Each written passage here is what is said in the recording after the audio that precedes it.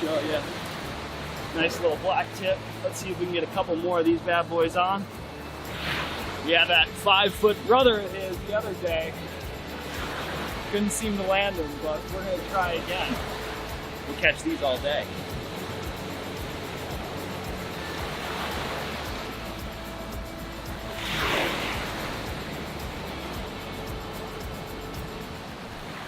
All right, squid is probably the most universal and common surf fishing bait. This is gonna be available all through the West Coast, the East Coast, the Gulf, and this is what you wanna be using for, you know, kind of that smaller to mid-size species that's gonna be more of a target game fish. So that's gonna be, you know, your croaker, your spotted sea trout or weak fish, potentially snook and drum.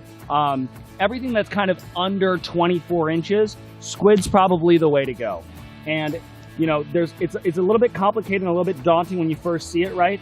But what we want is thin little strips, little triangular strips, right? We're not worried about all this extra junk, so we're just gonna pull this right off, right? We don't need this. This isn't gonna be helpful. It's gonna fall off. You can use it if you start running low on bait, but what you really want are thin triangular strips.